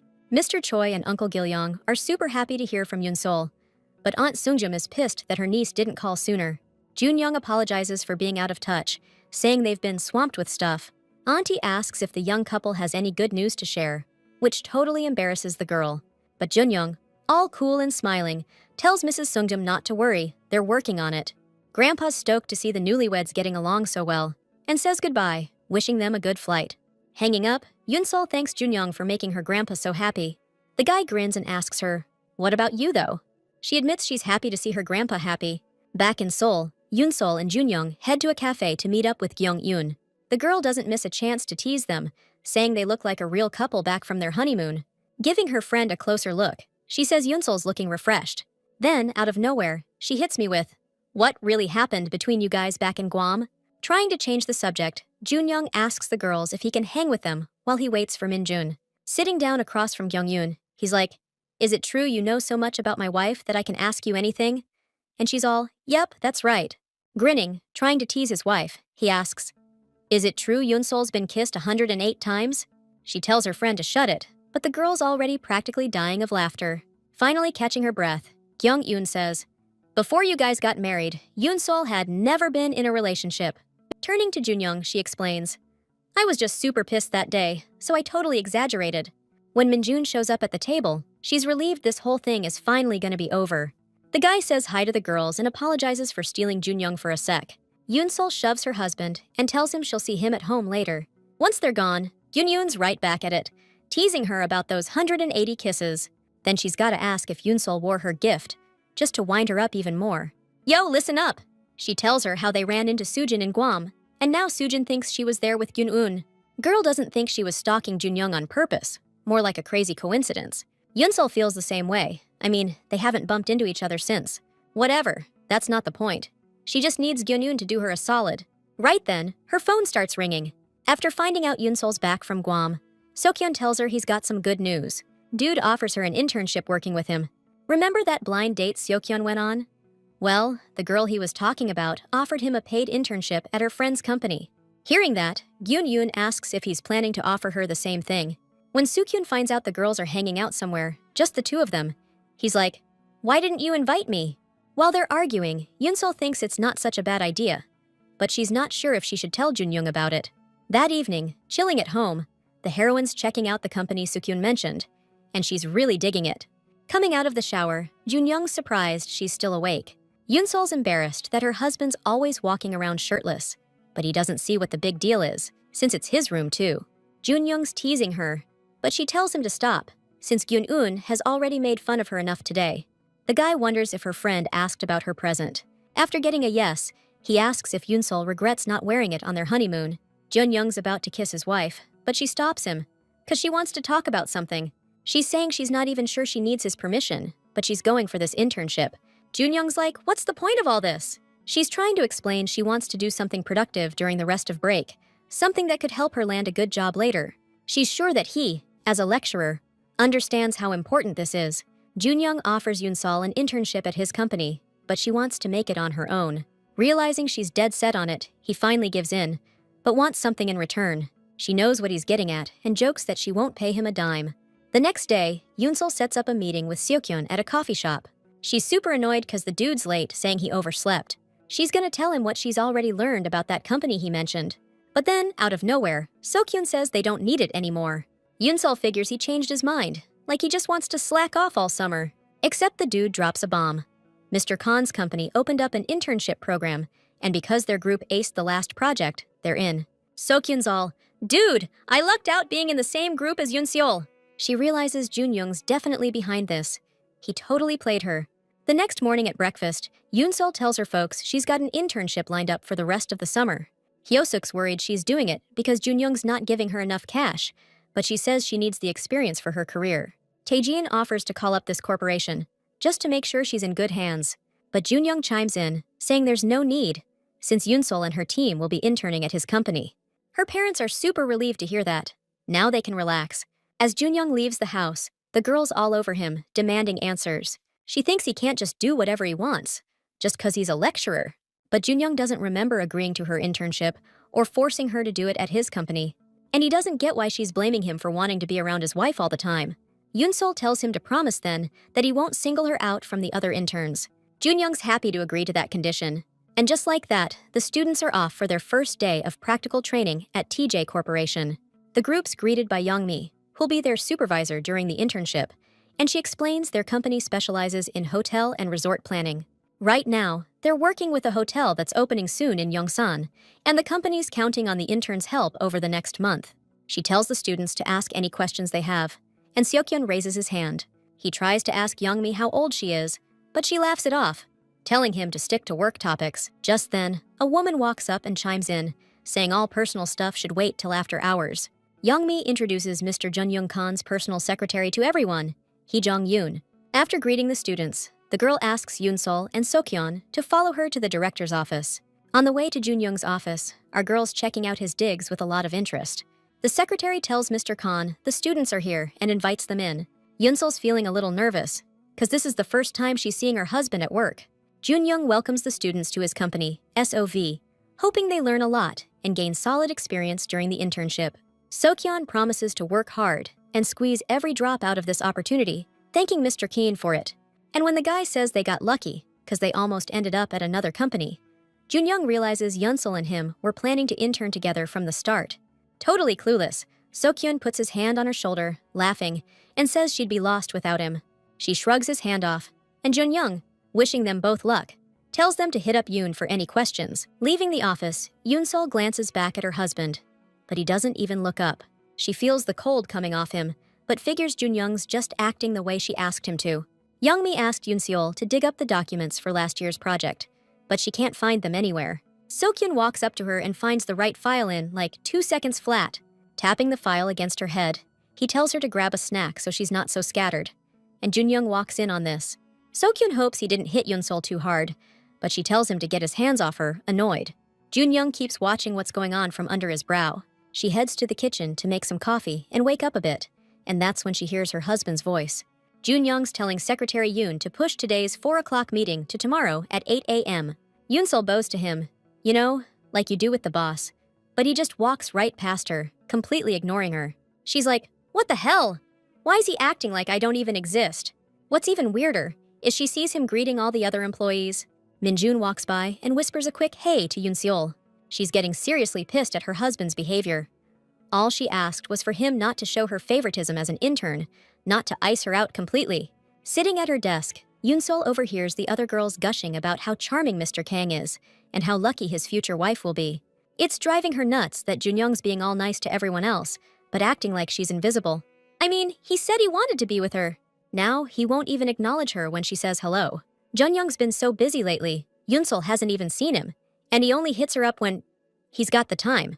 Our girl's realizing, yet again, that interning here was a seriously terrible call. Youngmi tells Yoon-seol to grab some coffee. 2 iced Americanos, 1 hot cappuccino, and 2 iced lattes. Handing her a card, she tells her not to mess it up, and to get something for herself and Seokhyun too. Stepping out of the office, Yoon-seol tells herself to focus on the internship and stop overthinking things. She knows all these thoughts are just gonna lead to trouble and make everything worse. Reaching the elevator, she sees the doors closing and shouts for them to hold it. She dashes inside and bam, she runs right into Junyoung. Seeing his cold expression, she gets a really bad feeling. Junyoung just blankly asks if she's getting in and what floor she needs. Yoon-seol can't wrap her head around why he's acting so distant, even when it's just them. The heroine finally gets the guts to ask if she's upset him somehow. In response, Junyoung wants to know why she kept it a secret that she was planning on interning with Seokhyun.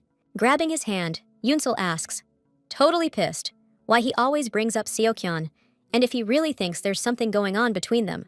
Junyoung doesn't see what's so weird about a husband being upset when he finds out his wife's spending time with another guy. Just then, the elevator doors open, and guess who's standing right there? The dude they're talking about.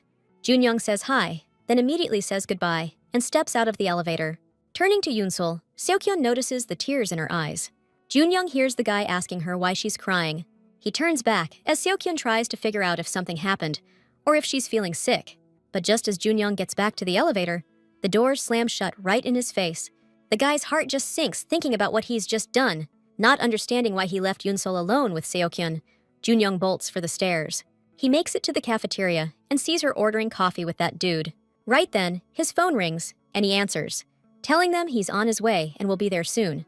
Seokhyun suggests she head home early if she's not feeling well, but she keeps saying she's fine. Since Kyung-eun isn't around, the guy offers to take care of Yoon-seol, but she tells him to stop being so dramatic. The friends get on the elevator, which is way too crowded. Because of the crush, Seokhyun ends up pressed right against her. He asks if she's too squished, but Yoon-seol tells him she's okay. The girl turns away, and Seokhyun can feel himself blushing, being this close to her. Coming home late, Junyoung finds his wife already in bed and asks if she's asleep, but Yoon-seol doesn't turn around.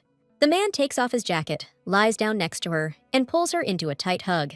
He's not sure if she's actually asleep or just pretending to avoid talking to him, but he wants Yoon-seol to know one thing. Just like she hates Soojin fawning all over him, he can't stand Seokhyun always being around her. With that said, Junyoung falls asleep, still holding his wife close. The next day, Youngmi asks Yoon-seol to pick up the contract from the secretary. Hae-jung-yoon hands her the documents, mentioning she's really lucky since the director signed them before leaving. She says Mr. Kang has an important meeting today, and Mr. Minjun will be taking his place in the meeting with the M Hotel reps. Yoon-seol wonders if Junyoung is still mad at her, since she hasn't seen him since their conversation in the elevator yesterday. Right before the client meeting, our girl realizes the folder she got from Secretary Yoon is completely empty. She's freaking out, no clue how this happened, frantically searching for the documents while Youngmi's rushing her. One of the staff suggests reprinting the contract, but that's a no-go since the director already signed that original. Seokhyun manages to get through to someone at the office who saw the contract near Yoon-seol's desk. Looks like she dropped it out of the folder, and while everyone else celebrates, she's beating herself up for being such a klutz. Youngmi admits she's partly to blame too. She should have double-checked everything was there before coming, but tells Yoon-seol to be more careful next time. Seokhyun already asked if someone from the office could bring the contract, but they're all swamped with work. Yoon-seol's about to head back to get the papers herself, since it's her fault, but Youngmi's worried it'll take too long. Seokhyun volunteers since he drove here. Later that night, the team hits a bar to celebrate the successful deal and propose a toast to their savior, Seokhyun. Youngmi's saying that if it weren't for him, they could all be out of a job today. Minjun points out they nailed the presentation, and the clients were totally happy with their work. Yoon-seol's still stressing about almost screwing things up, but Seokhyun tells her to chill. 'Cause they pulled it off. Right then, Director Kong joins the crew. He announces that drinks are on him tonight to celebrate a job well done. Pouring his shot, Junyoung mentions they're lucky to have an intern like Seokyeon at the company. The guy laughs and says he promised not to let him down, and Youngmi, noticing how close they are, asks if they knew each other before. Seokyeon tells her that Mr. Kang used to lecture in their course. Youngmi didn't know that, and guessing that tons of female students must have chased after him, whispers asking if the director has a girlfriend. Junyoung answers that he's single, and she gets embarrassed that he overheard her. So, since the boss says he's cool with these kinds of questions, Youngmi wants to know if he's got a crush on anyone. Yoonsol's eyes are glued to Junyoung, waiting to hear what he'll say. But the guy says he's not sure, and besides, he doesn't think anyone's into him. Youngmi can't believe it, and asks Yoonsol what she thinks about that. Junyoung puts some meat on the girl's plate, and asks her what her take is too. But then Seokyeon jumps in, saying Mr. Kang shouldn't be serving Yoonseol, since that's his job. Youngmi's impressed with how the guy's always looking out for his girl, and figures they must be super tight. Turning to Mr. Kang, she asks if he doesn't think those two are dating. Seokyeon starts laughing, and putting his arm around the girl, says he's told everyone 1,000,000 times they're just good friends.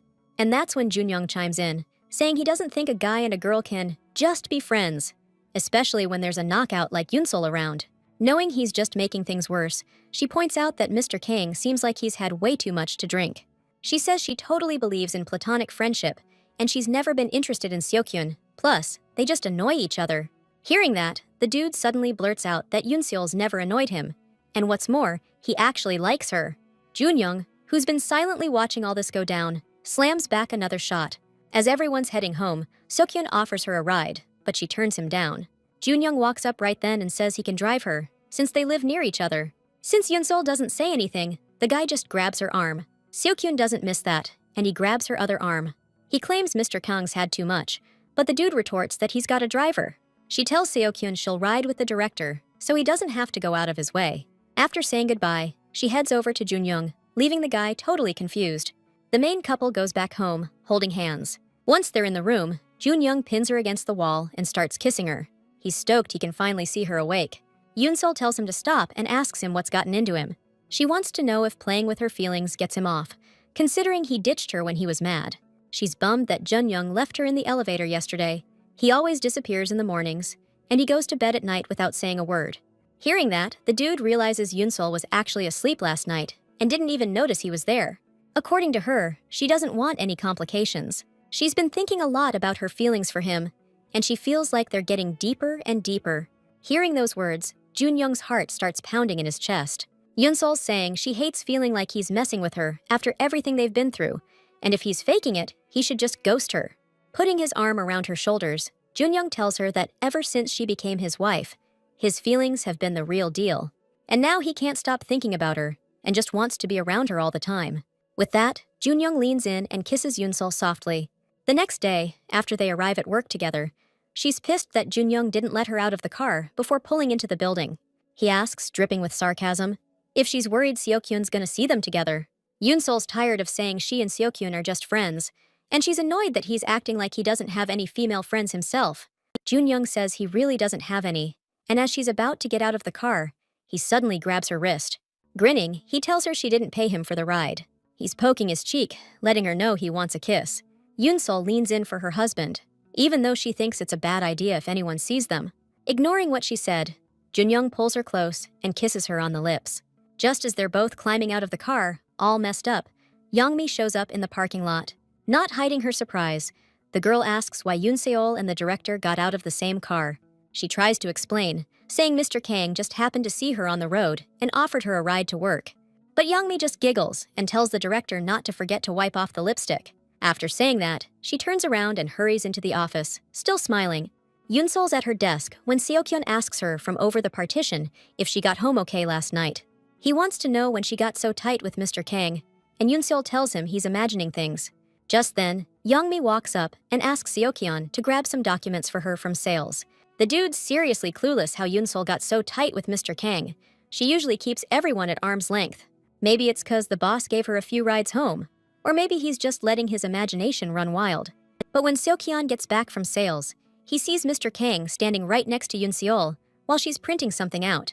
The guy takes a sip of his coffee, then holds out the cup to her. And Yoon cool as a cucumber, just drinks from the same straw as the director. Seeing how close these two are, Seokyeon can't believe his eyes. It's like he got burned.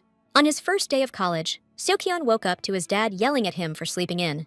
When his dad asked what time he'd gotten home last night, he just scratched his head and said, "Around 2 a.m.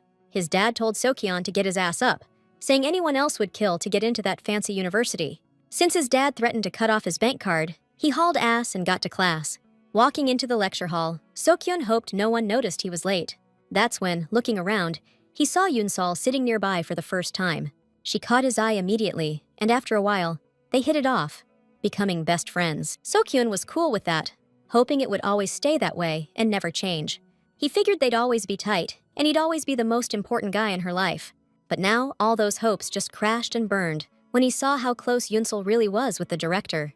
When Junyoung came up to her and offered his coffee, she initially refused, scared someone would see. She reminded him that Youngmi had already seen them that morning, and the staff might already be gossiping. Smiling, Junyoung suggested Yoon just tell everyone about their marriage, so they wouldn't have to hide. She doesn't want people treating her special just because she's the director's wife, you know? And when Junyoung said keeping their marriage secret at school didn't mean they had to do it. Here, too. She snatched his coffee right out of his hand, pissed. Just then, Seokyeon walked by, saw them together, and froze like a deer in headlights. His grip loosened, and he dropped his folder on the floor. Youngmi noticed and went over to him. She saw where Seokyeon was looking and started to giggle. Youngmi whispered her theory to him, that Yoon and the director were totally hooking up, 'cause she saw them getting out of his car together this morning.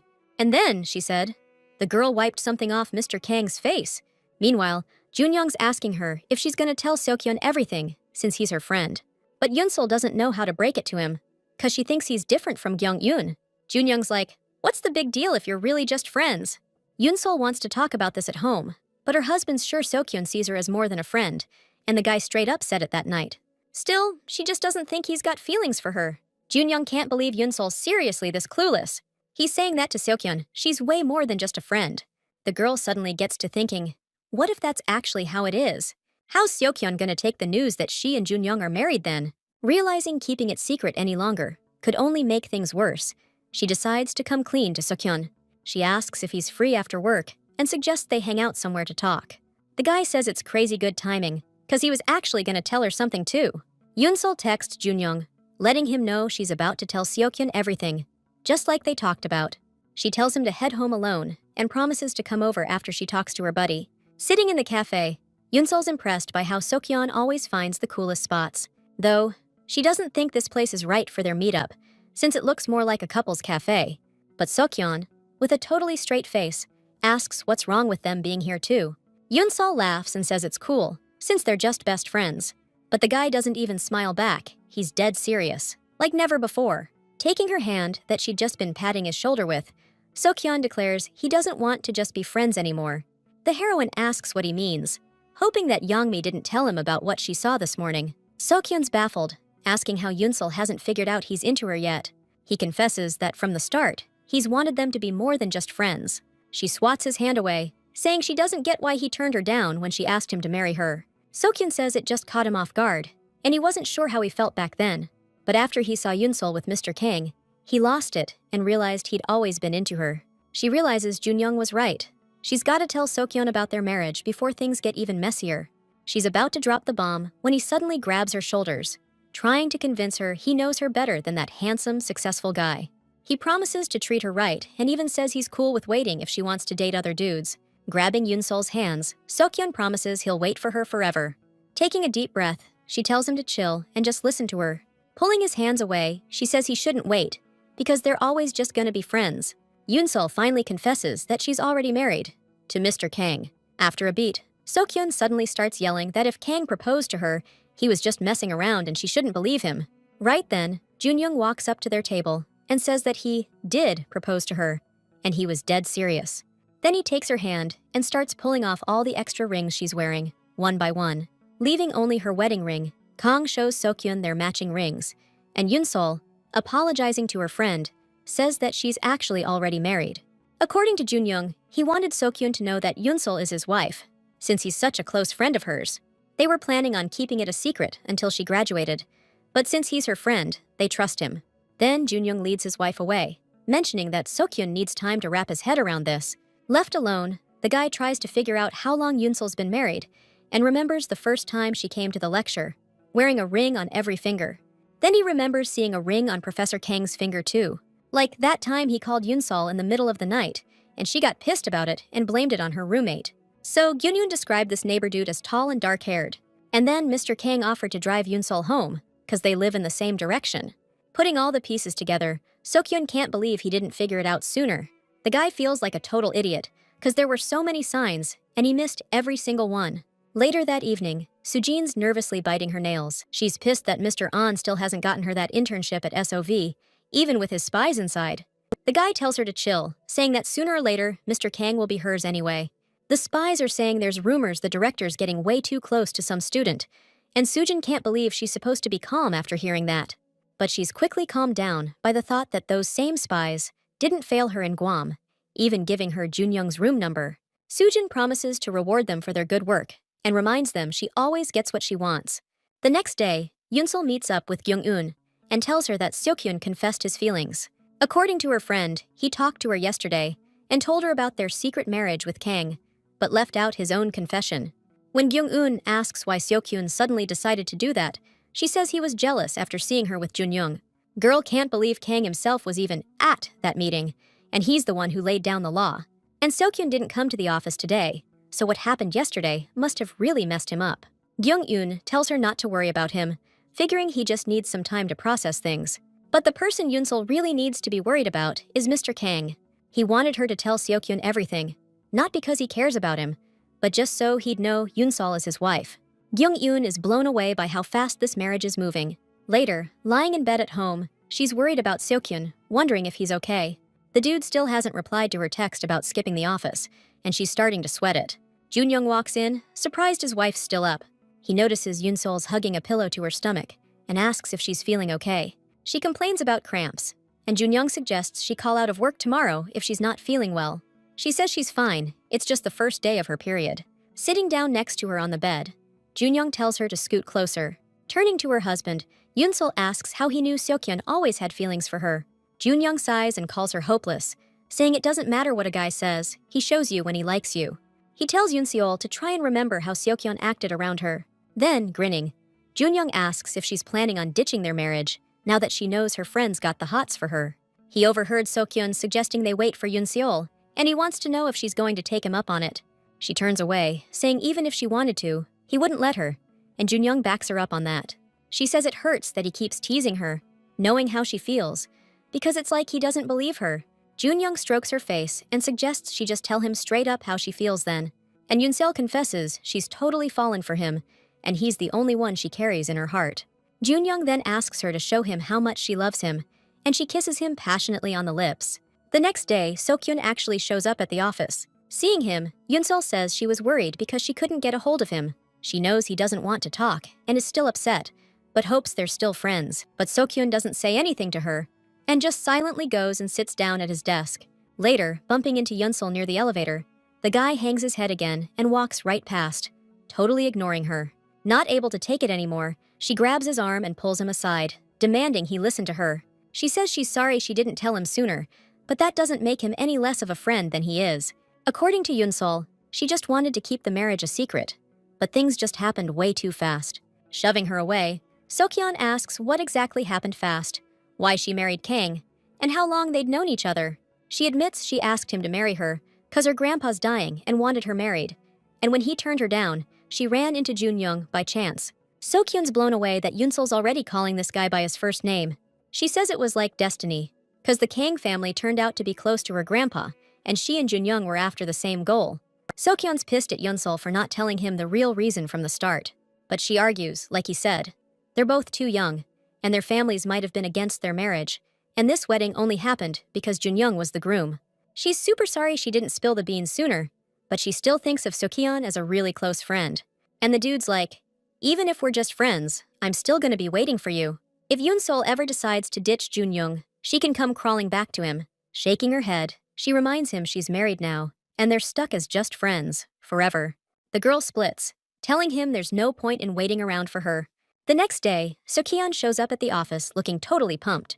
Youngmi and Hyejong notice his fresh haircut and tell him it looks killer. Yoonsol's happy to see Sukyeon back to his old self, showing off for the girls. Spotting Miss Yu's new bag, the guy compliments her and says she's looking extra special today, too. While the secretary's yapping about how she bought the bag as a reward for kicking ass, Yoonsol's phone rings. When Hyejong asked if she'd just been talking to the director, the girl said he'd asked her to bring him coffee. As our girl heads off to get Junyoung his coffee, the secretary watches her, real close. Seo-kyun heads down to the cafeteria and orders up 2 iced Americanos. Hyejong walks up to the counter, asks for 3 coffees, and slides her card over. The guy thanks the secretary for the treat, and she's like, "Don't get me wrong, but why are you getting 2?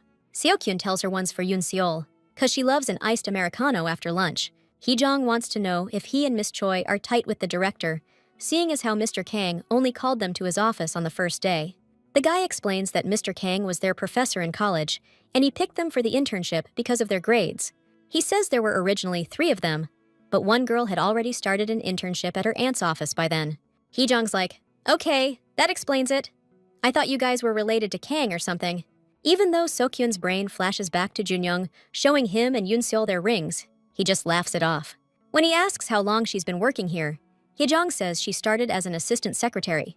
Then they bumped her up to secretary, 'cause she was killing it with all the schedules and business trips when TJ and SOV formed the joint venture. Seokhyun's impressed with her hustle, and she tells him to follow her lead if he wants to get anywhere. Yoon-seol's prepping the conference room, laying out all the documents on the table. Just then, Junyoung calls and tells her to come down to his car, like right now. She's not having it, telling him she already said she wasn't gonna do that at the office. But Junyoung's all, "Do what? I don't know what you think you're not gonna do," and just asks her to help him bring up some snacks he bought. Though he wouldn't mind hearing her admit she was expecting something else. She cuts him off and says she'll be right down. As she walked up to the car, she was already ready to be annoyed about the prank, since she didn't see any snacks in his hands. Junyoung tells her to check out the back seat, where there are a bunch of boxes. When he asks if she knows why he bought so many, Yoon-seol guesses it's his way of apologizing for the whole Seokhyun thing. Junyoung tells her to chill and hands her one of the boxes, the one he got especially for her. She stares at the pastries, totally amazed. They're so pretty, she almost doesn't want to eat them. She'd heard about this trendy new bakery from Gyeong-un and had been dying to try their stuff. Junyoung says that Minjun told him about the place. He's always finding cool restaurants and food spots. Yoon-seol asks if this is an example of what he meant about guys showing affection through actions. But Junyoung says he's just fulfilling his marital duty to keep her happy. He gets out of the car and tells her not to forget to grab the boxes. As they stepped out of the elevator, she pointed out he could just tell her things, and she promised not to tease him so much. But Junyoung just shot back all sarcastic. "Like you said, we can't be doing that kind of thing in the office." Yoon-seol was getting seriously pissed at this jerk, but the anger just melted away, because when she rounded the corner, she saw something she never expected. Standing right there in the middle of the hallway, beaming like the sun, was Sujin. She was at SOV on behalf of her dad, who had some emergency come up, so he sent her to the meeting instead. Spotting Yoon-seol, Sujin asked if she was interning here with Seokhyun and Gyeong-un. Suddenly, she noticed the boxes from that fancy-ass bakery in the girl's hands. Sujin was all, "No way, did Junyoung actually order these cakes for me?" Turning to Mr. An, she asked him, "When did you even tell Mr. Kang I was coming?" She thanks Junyoung and apologizes for ruining his surprise, while Yoon-seol just stands there, totally confused. Mr. An invites everyone to grab some cake. Mr. Kang bought it for Miss Sujin. Then, feeling all proud of himself, he listens to them rave about how beautiful she is, saying she'd make a great match for the boss. Yoon-seol hears all this talk about how romantic Mr. Kang is being too. At the end of the day, Seokhyun comes up to her and asks if she's waiting for Junyoung to go home. Yoon-seol figures her husband's still busy, but he tells her the meeting ended ages ago and everyone left. Seokhyun starts teasing her, saying she's acting like a real wife, and she realizes he's back to his old self again. After saying goodbye to her friend, she gets up, wondering why Junyoung hasn't called or texted her yet. The thought that he might be with Sujin is really bugging her. But when the elevator doors open, she sees Junyoung inside. Dude doesn't say where he's been, just grabs her hand and pulls her close. Hand in hand, they head down to the parking lot. Yoon-seol's freaked someone might see them, but Junyoung doesn't give a damn what anyone thinks. Hearing his wife was looking for him, he asks if she was worried he was hanging with Sujin. She's pissed, tells him to drop it, and rushes to the car. Yoon-seol opens the door and sees a box from that bakery on the seat. Thinking she forgot to take it to the office, she asks if she can have a cupcake, since her coworkers ate them all. Junyoung wants to know how she felt watching them chow down on her pastries. Yunsol says it felt like they were taking something really important away from her. Opening the box, she's shocked to find her husband bought her a whole new set of cupcakes. He got custom cupcakes with her initials, so no one else would dare eat them on her. These cupcakes are so pretty. Yunseol wants to show them to her parents and Junso first, but Junyoung doesn't get why she'd do that. He's trying to make her eat the cupcakes right now, threatening to eat them himself. But she's like, they're hers, she'll do what she wants with them. Before the dude can even argue, Yunsol shoves a cupcake in each cheek. And Junyoung's all, guess I'll take what's mine then, and plants a kiss on her. The next morning, when Yunseol gets to the office, everyone's acting weird around her, like they're avoiding her. Not understanding what's up, she asks Seokyeon if something happened. According to him, he heard from Youngmi that Mr. An said something when he was handing out the cupcakes to everyone. Yunsol can tell by Seokyeon's face he doesn't want to upset her, but she tells him to keep going. So he tells her that Mr. An told everyone she's trying to get between Mr. Kang and Sujin, and she's doing it for the cash. The thought of her trying to steal Junyoung from Sujin is almost laughable to her. Seokyeon doesn't want this to affect Yunseol, so he asks her why she isn't telling everyone the truth. But she doesn't want pointless drama, especially since their internship wraps up next week. Seokyeon wonders if Yunsol thinks there might actually be something between Junyoung and Sujin, since they seemed really close back at college. No wonder the girl went this far. She has no clue that she and Mr. Kang are married. Just then, Sujin walks into the office with Mr. An. Looking at her, our girl can't believe Junyoung would hide anything from her. Sujin walks over to greet Yunseol and Seokyeon. She says she regrets not joining their group for the internship at this company. Sujin then asks if they know she and Yunsol are super close, and that they even met up in Guam when she went there with Junyoung. The secretary says the conference room's ready, and Miss No can wait for the director in there. As she heads out, Sujin tells Mr. An to grab her a macchiato, cause she hasn't had coffee yet today. Turning to the interns, the guy orders them to do whatever Miss No asked. Yunsol offers to get her coffee from the office cafeteria, but Mr. An says Sujin only drinks macchiatos from her favorite cafe. Seokyeon knows which cafe he means and volunteers to go get it. Hearing that, Sujin chews out An for talking to her friends like that, and he apologizes. But if Seokyeon insists, she won't object. And calling him and Yunsol good friends, she thanks them. Right then, out of nowhere, Minjun appears and hands her her favorite caramel macchiato. Mr. An jumps in, saying Mr. Kang must have asked a friend to pick up Miss No's favorite drink for her. The secretary informs Junyoung that Miss Sujin is waiting for him in the conference room. This guy's clearly not thrilled she's filling in for her dad again, but hey, gotta do what you gotta do. Junyoung's heading to the conference room when he suddenly overhears some co-workers talking. They're saying how bad they feel for Miss No, cause she actually thinks Choi's a good friend. These girls think Yunsol's heartless, pretending to be a friend while trying to steal Sujin's man, especially since she's also close to Seokyeon. Hearing that, Junyoung clenches his fists, totally pissed. Spotting him, one of the girls tells the other to keep it down, so the director doesn't hear them. Walking to the conference room, Junyoung wonders if Yunsol's heard these rumors. He's worried how she took it and hopes she knows it's all BS. Junyoung's got no doubt Sujin's behind all this. Meanwhile, Mr. An's telling everyone they're all invited to a dinner tonight, hosted by Mr. Kang and Miss No. He's asking everyone to clear their schedules for the evening. Then he speaks directly to Yunseol and Seokyeon. Since they're finishing up their internships, this event's also going to be a going-away party for them.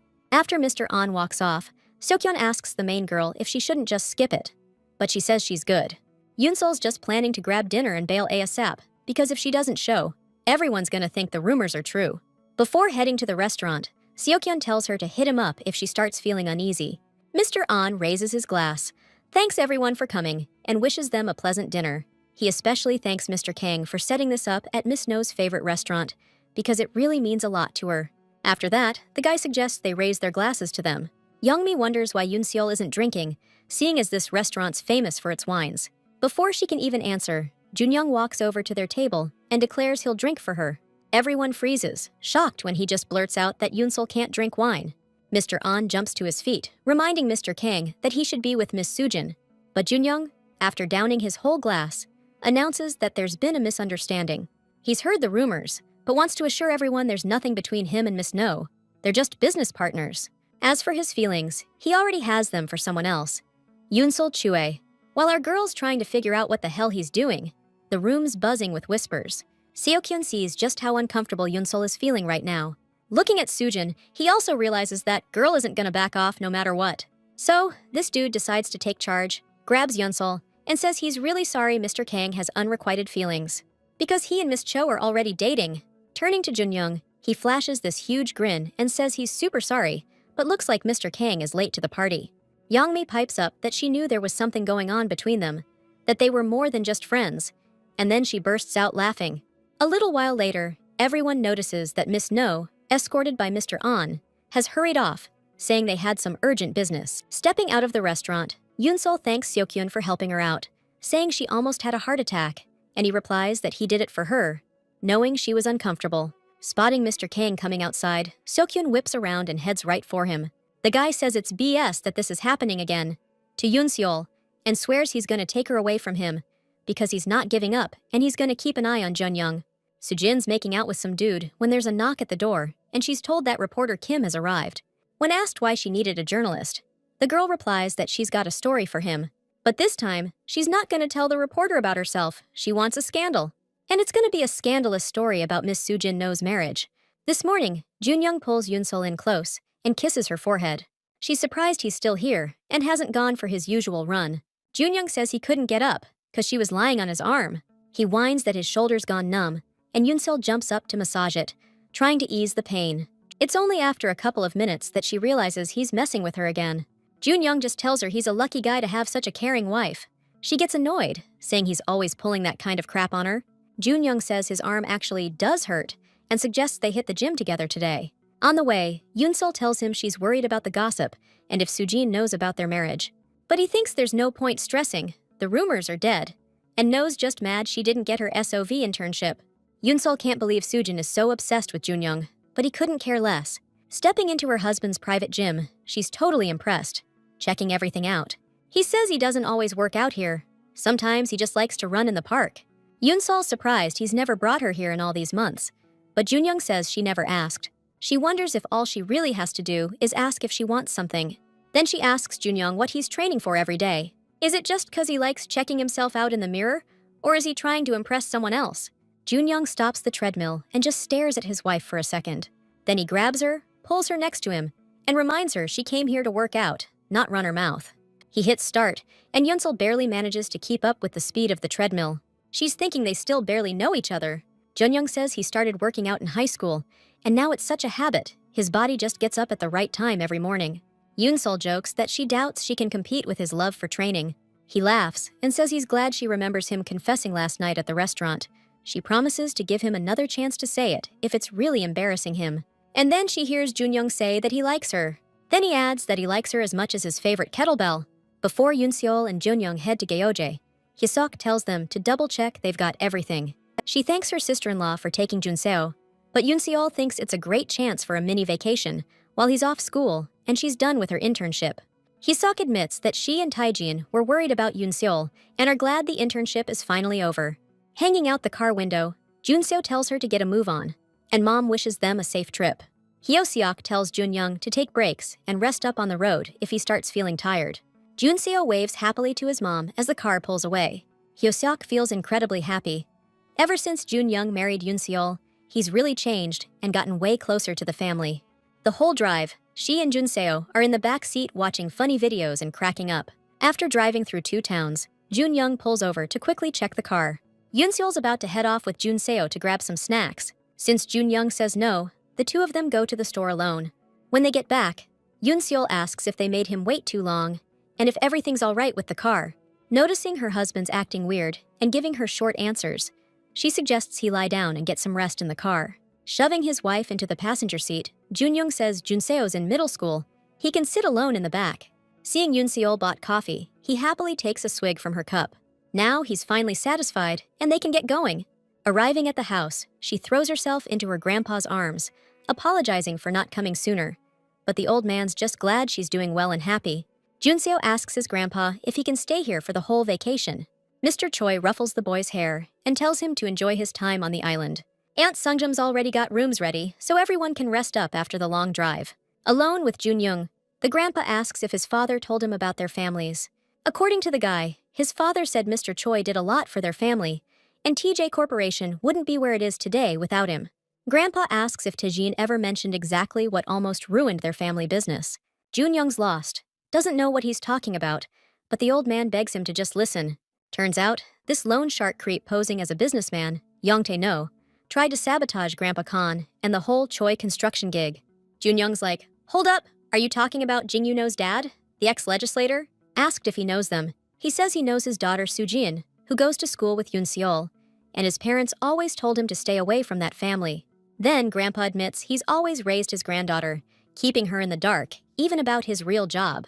All Yoon Seol knows is her parents died in some accident. But that's not the whole story, and Choi doesn't know what'll happen if they ever find out Yoon Seol's his granddaughter. And since he's running out of time, he's asking Junyoung to look out for her. He's got to do whatever it takes to keep Yoon Seol safe from the No family.